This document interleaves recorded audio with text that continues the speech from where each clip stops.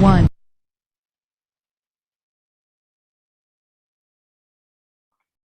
Selamat pagi semuanya. Ya, senang ya hari ini kita bisa bertemu kembali. Jadi sebelum kita memulai ibadah, mari kita bersatu dalam doa. Tuhan, terima kasih ya Tuhan, kita bersyukur hari ini kami masih dapat berkumpul bersama untuk beribadah ya Tuhan. Tuhan, terima kasih untuk kesempatan yang Tuhan berikan ya Tuhan. Tuhan, berkatilah ibadah ini, kiranya kita dapat mengikuti ibadah dengan baik. Kiranya Tuhan yang jaga, Tuhan yang pimpin, Tuhan yang sertai. Dalam nama Tuhan Yesus kami berdoa dan bersyukur. Amin. Nah, teman-teman, kita bersyukur ya hari ini kita masih bisa berkumpul bersama, beribadah bersama. Maka dari itu, mari kita sama-sama naikkan satu pujian bersyukurlah.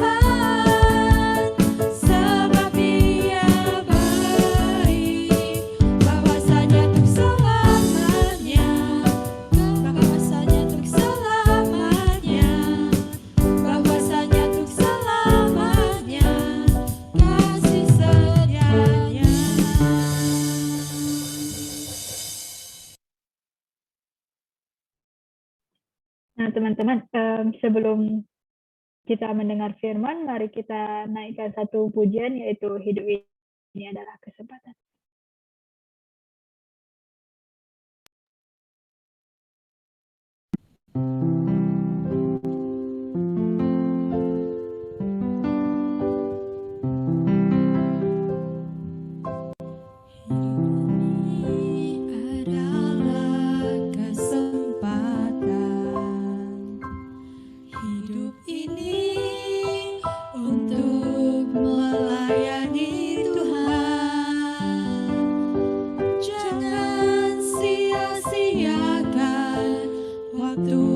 yang Tuhan beri, hidup ini harus jadi berkat.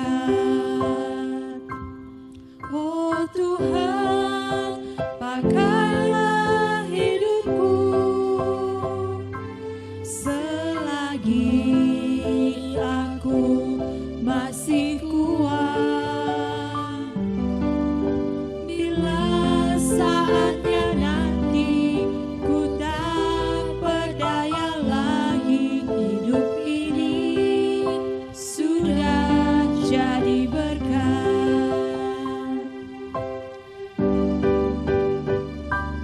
Hidup ini adalah kesempatan. Hidup ini untuk melayani Tuhan. Jangan sia-siakan apa yang Tuhan beri. Hidup ini harus jadi berkat. Oh Tuhan, pakailah hidupku selagi aku masih kuat. Bila saatnya nanti ku tak berdaya lagi, hidup ini sudah jadi berkat. Oh Tuhan, pakailah hidupku selagi aku masih kuat. Bila saatnya nanti ku tak berdaya lagi, hidup ini sudah jadi berkat. Oh Tuhan, pakailah hidupku. Mari dengan hati yang sungguh-sungguh. Selagi aku masih kuat. Bila saatnya nanti ku tak berdaya lagi, hidup ini sudah jadi berkat. Bila saatnya nanti ku tak berdaya lagi, hidup ini sudah jadi berkat.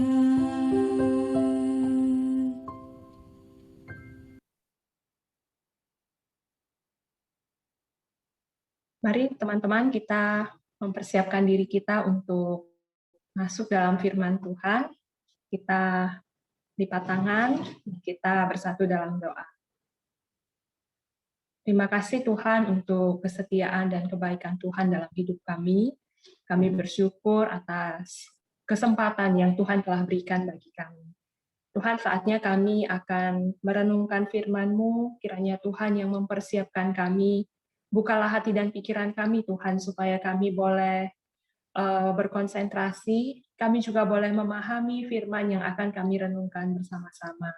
Biarlah Engkau memberkati dalam keterbatasan, dalam kondisi yang mungkin tidak ideal ketika kami harus beribadah hanya di depan sebuah layar gadget, tapi biarlah Tuhan yang menolong kami supaya kami boleh fokus dan kami boleh sungguh-sungguh mengerti apa yang Engkau mau sampaikan bagi kami. Berkati juga hamba-Mu yang akan menyampaikannya, juga setiap peralatan sarana yang dipakai. Terima kasih Tuhan, dalam nama-Mu kami naikkan doa kami. Amin. Selamat pagi teman-teman. Ya, bagaimana kabarnya hari ini? Semoga baik-baik saja ya. Teman-teman, hari ini kita akan membahas satu tema kelanjutan dari pembahasan kita tentang 7 dosa maut ya, yaitu hari ini kita bahas tentang ini, sloth. Ya, seberapa banyak dari antara teman-teman yang sudah tahu tentang sloth? Boleh kasih jempolnya? Oke. Nah, mari kita hari ini akan melihat tentang dosa kemalasan ya. Teman-teman boleh membuka Alkitab, saya akan ajak kita untuk lihat dua bagian. Yang pertama, Amsal 19 ayat 24. Saya akan bacakan untuk kita, teman-teman juga boleh membacanya di tempat ya. Amsal 19 ayat 24. Si pemalas mencelup tangannya ke dalam pinggan, tetapi tidak juga mengembalikannya ke mulut. Satu bagian lagi, Amsal 24 ayat 33 sampai 34. Tidur sebentar lagi, mengantuk sebentar lagi, melipat tangan sebentar lagi untuk tinggal berbaring. Maka datanglah kemiskinan seperti seorang penyerbu dan kekurangan seperti orang yang bersenjata. Demikian firman Tuhan. Nah, teman-teman tentu tahu istilah mager, setidaknya pernah dengar lah ya, pasti mager, malas gerak, atau kaum rebahan. Nah, mager dan kaum rebahan adalah dua istilah yang akhir-akhir ini sering kita dengar, bukan? Akibat pandemi dan kebijakan stay at home, banyak orang yang jadi mager, banyak orang yang mendadak berubah statusnya jadi kaum rebahan. Nah, memang sih ya kita jadi mager alias malas gerak karena tidak ada kerjaan atau karena godaan tempat tidur yang begitu besar. Hampir semua aktivitas bisa kita lakukan sambil rebahan. Sekolah online, main game, nonton YouTube, nonton TikTok mungkin bisa sambil rebahan juga sehingga membuat kita semakin malas gerak. Nah, tapi hal ini perlu diwaspadai karena mager itu berpotensi mengganggu kesehatan, bahkan bisa merenggut nyawa. Seorang pria usia 21 tahun asal Tiongkok yang bernama Awa namanya ya, dia dikabarkan hampir meninggal gara-gara mager. Awa waktu itu sedang rebahan sambil main handphone di tempat tidur asramanya jam 11 malam. Lalu tiba-tiba dia merasakan dadanya tertekan sehingga tidak bisa bernafas. Nah, teman-temannya segera memanggil ambulans karena Awa ini berat badannya 90 kilo dan dia sudah kehilangan kesadaran. Lalu tim medis mengatakan kemungkinan bahwa Awa ini mengalami masalah di paru-parunya yang dicurigai terjadi akibat gaya hidup yang tidak aktif bergerak. Nah, mager memang berbahaya bagi kesehatan. Menurut WHO, menurut Badan Kesehatan Dunia, gaya hidup malas gerak adalah salah satu dari 10 penyebab kematian terbanyak di dunia. Nah, bahkan ada sebuah penelitian yang mencatat bahwa malas gerak telah menjadi penyebab dari punahnya spesies Homo erectus. Nah, ini spesies manusia langka ya, Homo erectus ya sudah punah. Para arkeolog ini mendapati bahwa Homo erectus ini sangat malas untuk berusaha dan tidak punya gairah untuk mengembangkan diri mereka sendiri. Seorang peneliti berkata, ya di situs penggalian itu kami melihat ada batu besar yang berkualitas yang berada tidak jauh dari bukit kecil tempat Homo erectus ini tinggal. Tapi Homo erectus ini terlalu malas untuk berjalan ke bukit itu, sehingga mereka cuma menggunakan batu ala kadarnya yang terletak di bawah bukit itu. Nah, mereka tampaknya berpikir, kenapa harus repot-repot kalau bisa gampang? Tapi justru sikap inilah yang tampaknya telah membinasakan spesies manusia purba ini. Nah, teman-teman, dari beberapa contoh dan bukti yang saya paparkan ini, tentu kita sudah bisa mengambil kesimpulan bahwa kemalasan adalah salah satu hal yang buruk dan tidak memberikan faedah sama sekali bagi kita. Setuju nggak? Kalau setuju, teman-teman kasih jempolnya coba, kasih reaction jempol. Setuju nggak bahwa kemalasan itu adalah satu hal yang buruk dan sama sekali tidak memberikan faedahnya bagi kita? Cuma satu orang yang setuju, ya beberapa orang setuju ya, ada yang nggak setuju juga ya berarti ya. Nah, teman-teman, Alkitab juga tidak mengendorse sikap kemalasan. Dalam kitab Amsal ada puluhan ayat yang berisi tentang nasihat, ajaran, teguran bagi si pemalas. Firman Tuhan mengajarkan kita untuk tidak jadi pemalas, bukan hanya karena akibat negatif secara fisik yang tadi sudah saya paparkan yang ditimbulkan karena kemalasan itu, tapi lebih dari itu, Alkitab tidak mengendorse sikap kemalasan karena kemalasan adalah dosa yang tidak dikehendaki oleh Tuhan. Bahkan oleh bapak-bapak gereja, kemalasan itu dimasukkan ke dalam daftar salah satu dari 7 dosa maut. Wow, saya sendiri sebenarnya merasa paling penasaran dengan dosa kemalasan ini sih ya. Saya juga bertanya-tanya ya, kenapa ya kok kemalasan ini disebut dosa yang berbahaya? Kalau marah, serakah, hawa nafsu, ya mungkin kayaknya masih lebih bisa dipahami ya kenapa disebut sebagai dosa yang mematikan, seperti yang kita sudah pernah bahas lah di minggu-minggu sebelumnya. Nah, sementara kemalasan ini disebut dosa saja sudah bikin kita syok, apalagi disebutkan sebagai salah satu dari dosa yang berbahaya. Nah, saya rasa memang kemalasan ini adalah hal yang sangat relate dengan kita. Siapa sih yang nggak pernah malas? Apakah ada orang yang tidak pernah malas? Coba ngaku, ayo. Siapa yang tidak pernah malas? Siapa yang sering malas? Wah, pasti sering lah ya. Iya, memang karena ini adalah hal yang sehari-hari yang sering kita hadapi. Tapi kalau selama ini kita hanya menganggap, kita hanya tahu bahwa kemalasan itu hanya sebatas hobi atau habit, hari ini kita akan mempelajari lebih dalam tentang kemalasan ini. Yang sebenarnya ini adalah dosa yang harus kita waspadai, supaya kita lebih aware dan kita bisa menjadi murid Kristus yang semakin serupa dengan Kristus. Nah, dalam bahasa Inggris, dosa kemalasan ini tidak diterjemahkan laziness.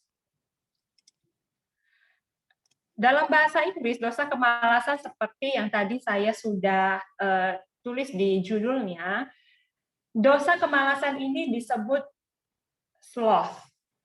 Sloth ini sebenarnya adalah bahasa Inggris untuk hewan mamalia yang kamu bisa lihat di layar. Ini hewan mamalia yang kalau dalam bahasa Indonesianya disebut kungkang. Sloth atau kungkang ini adalah binatang yang gerakannya sangat lamban sekali, seperti tidak ada gairah hidupnya. Bahkan untuk berkedip saja butuh waktu yang lama. Mau kedipkan mata aja lambat. Teman-teman bayangin ya, kita kalau kedipkan mata itu kan hanya butuh waktu sepersekian detik. Kungkang ini mau kedipkan mata itu lambat sekali. Dan dia butuh waktu tidur sebanyak 15 sampai 18 jam satu hari. Bayangkan, 2/3 dari hidupnya hanya dihabiskan untuk tidur. Dan mungkin inilah yang menyebabkan sloth itu dijadikan sebagai istilah untuk merujuk pada kemalasan dalam 7 dosa maut yang kita akan bahas lebih dalam. Nah, sloth atau kemalasan yang dimaksudkan dalam hal ini ya, yang jadi dosa ini, artinya ini dalam ya, artinya luas. Mari kita lihat satu persatu. Sloth atau kemalasan itu adalah yang pertama, enggan atau tidak mau melakukan sesuatu. Tadi di Amsal kita baca bahwa si pemalas itu mencelup tangannya ke dalam pinggan. Pinggan itu artinya piring. Dia mencelup tangannya ke dalam piring, tapi tidak mengembalikannya ke mulut. Ini bayangkan ya, ini adalah mager tingkat parah. Hanya memindahkan makanan dari piring untuk dibawa, dinaikin ke mulut, masukin mulut aja dia malas, dia enggan melakukannya. Ini sungguh-sungguh mengerikan ya. Tidak mau melakukan sesuatu. Nah, yang kedua sloth itu adalah sikap cuek, tidak peduli acuh tak acuh. Maicai ya, tidak peduli acuh tak acuh. Di Amsal 24 tadi dikatakan si pemalas itu digambarkan sebagai orang yang tidak peduli dengan hidupnya, tidak peduli dengan orang dan lingkungan di sekitarnya. Sebab yang dia lakukan hanyalah tidur sebentar lagi, ngantuk lagi sebentar lagi, lipat tangan sebentar lagi, dan akhirnya tinggal berbaring. Nah, teman-teman, wujud kepedulian terhadap wujud ketidakpedulian terhadap hidup kita sendiri maupun terhadap orang lain itu adalah dosa kemalasan. Yang ketiga, kita lihat sloth itu bukan hanya berarti tidak melakukan sesuatu, tetapi melakukan sesuatu dengan prioritas yang salah. Kita milih-milih pekerjaan, hanya melakukan pekerjaan yang kita suka, bukan pekerjaan yang urgent yang harus kita selesaikan karena kita tidak suka lakukan pekerjaan itu. Misalnya ya, kalau kita tahu besok mau kumpul PR fisika, tapi kita nggak suka kerjain PR fisika, maka kita jadinya ngerjain yang lain. Main game lah, menggambar lah, main TikTok lah, lihat Instagram lah, atau yang lain sebagainya. Gitu ya. Main game, menggambar, main TikTok itu melakukan pekerjaan, tapi prioritasnya salah ketika dilakukan pada saat kita tahu kita harus sediakan waktu untuk kerjakan PR fisika tadi.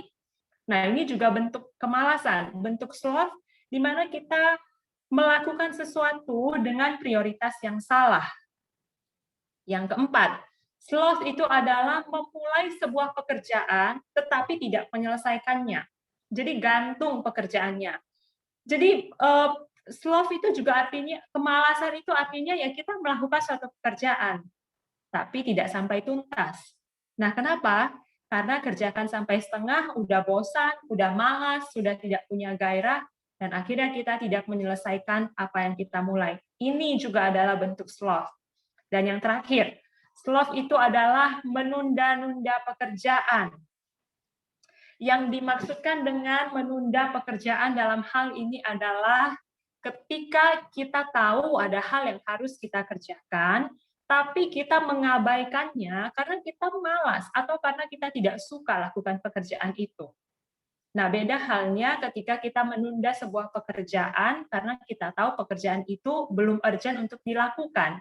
Misalnya begini ya, kalau ada PR yang akan dikumpul bulan depan, kita menunda mengerjakannya dulu karena ada hal yang lebih urgent yang harus dikerjakan saat ini. Misalnya karena besok ada ujian yang susah, kita belum bisa, maka saya tunda dulu PR yang harus dikumpul bulan depan ini.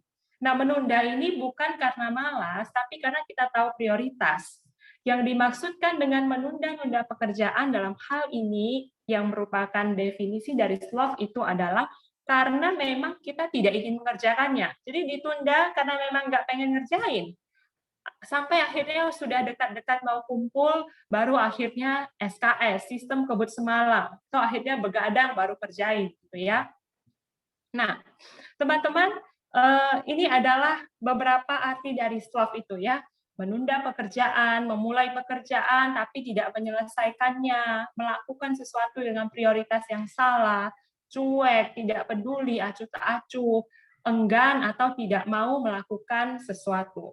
Nah, kalau kita lihat ke daftar arti dari sloth ini, maka sebenarnya kita bisa mengambil kesimpulan bahwa kemalasan ini bukanlah hanya sekedar tindakan yang tampak di luar, tapi kemalasan ini lebih bicara soal masalah hati.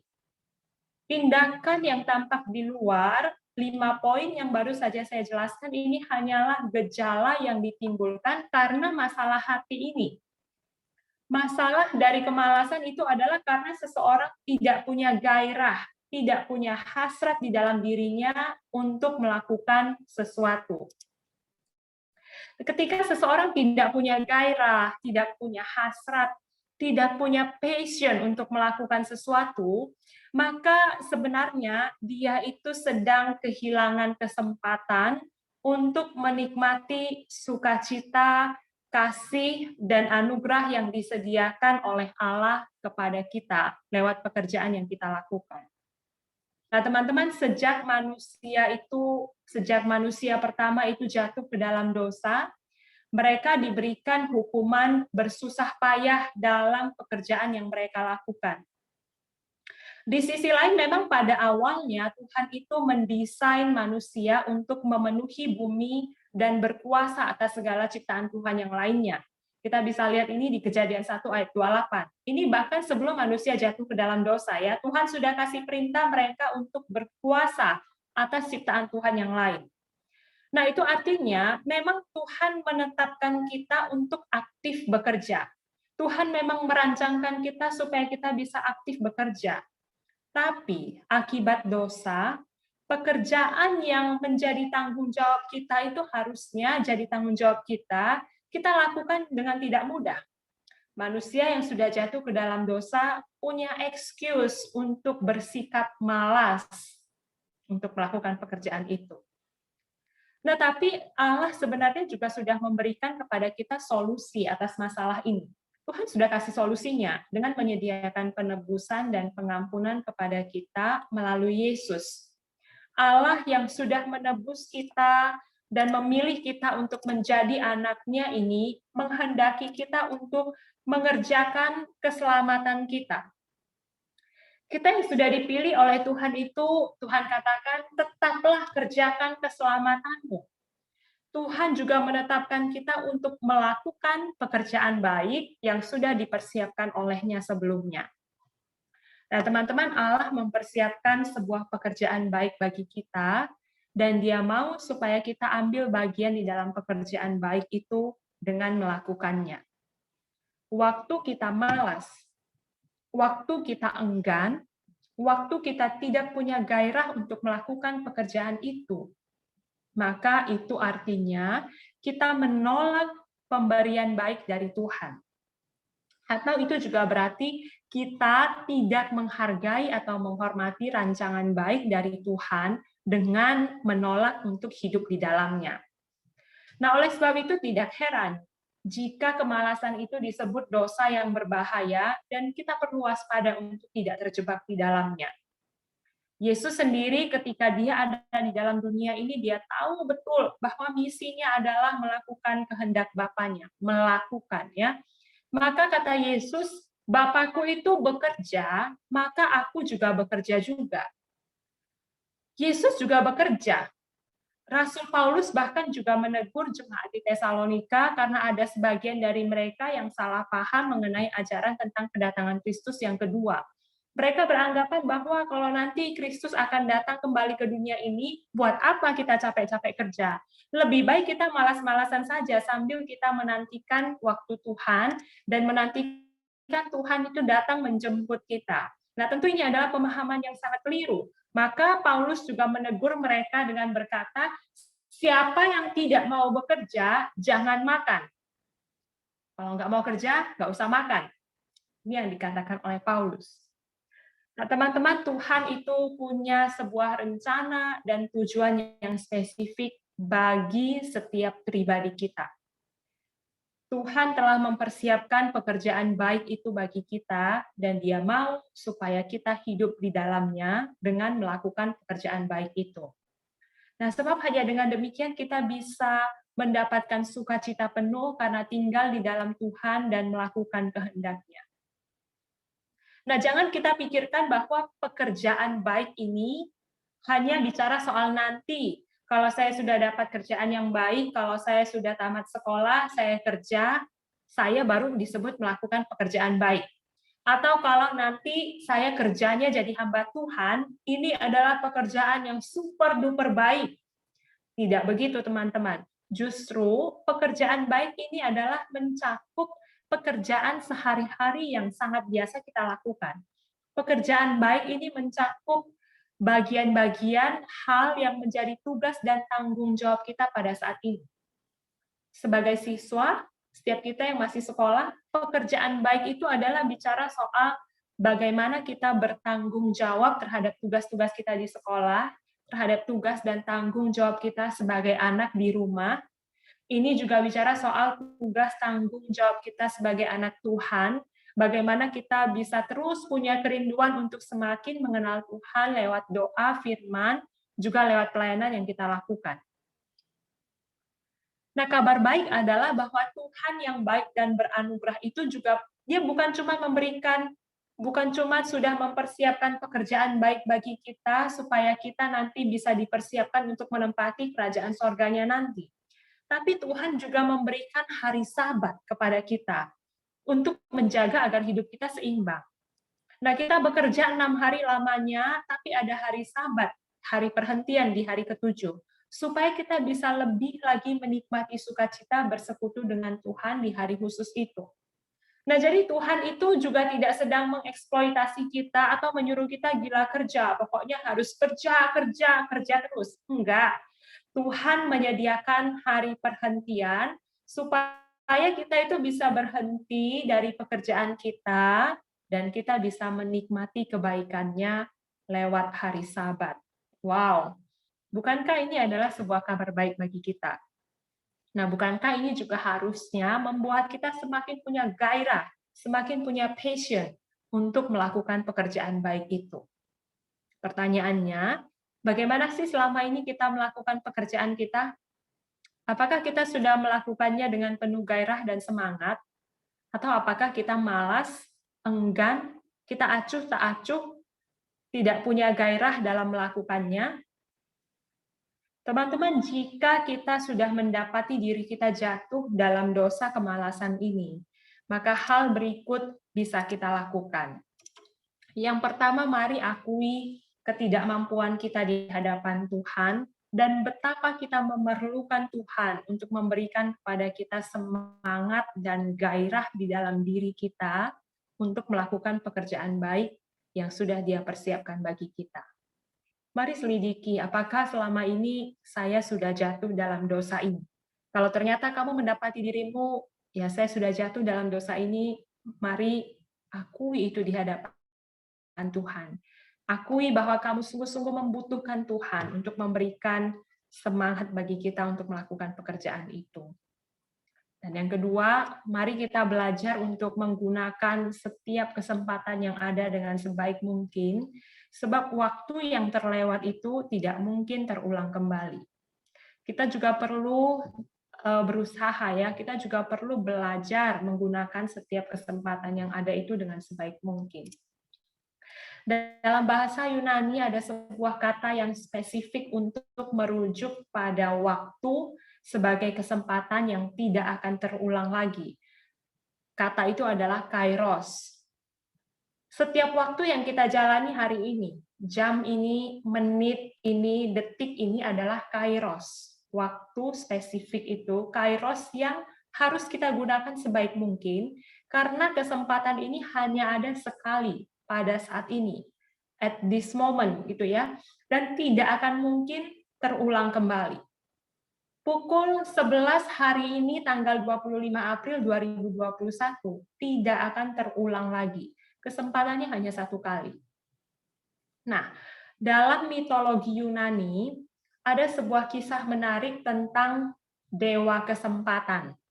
Dewa kesempatan ini digambarkan sebagai kira-kira kayak orang ya dengan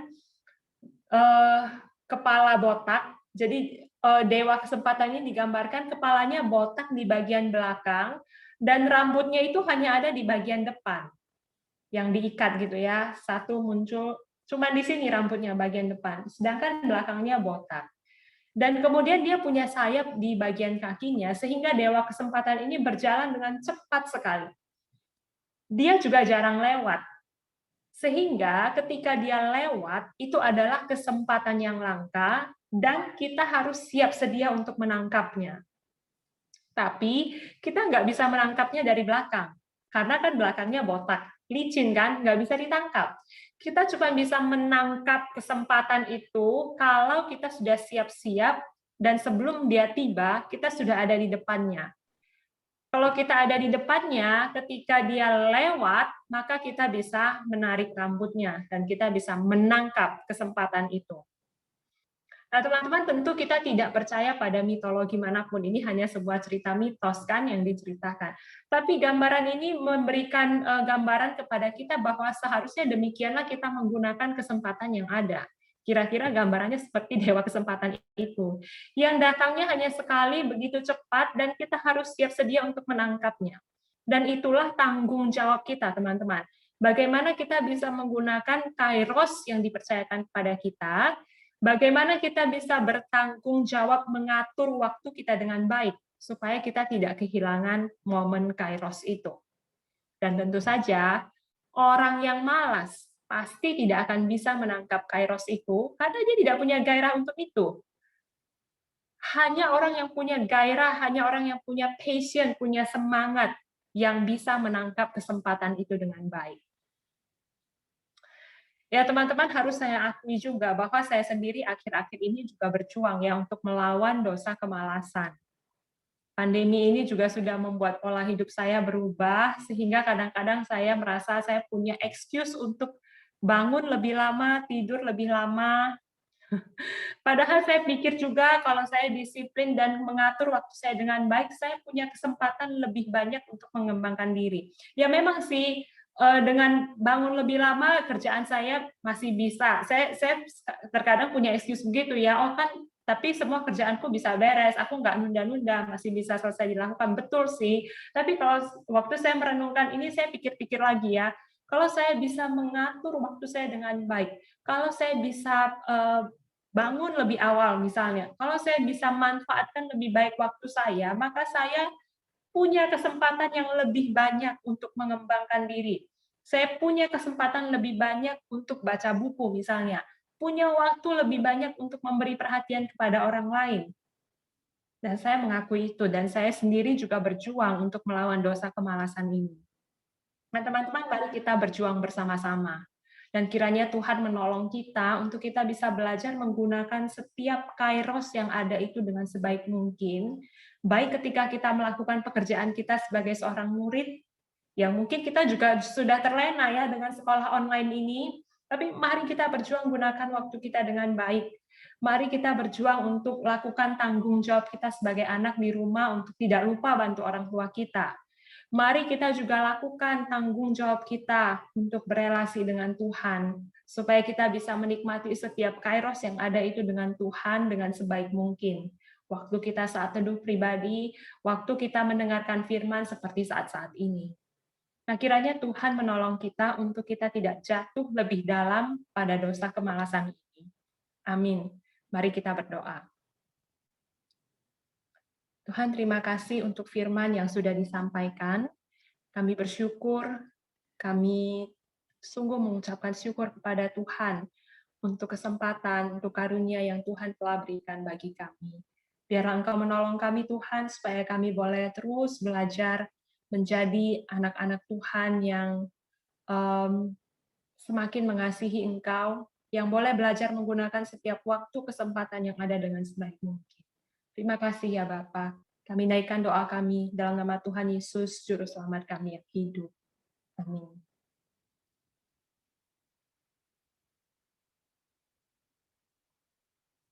Ya, saya serahkan kepada Ibu Ketua.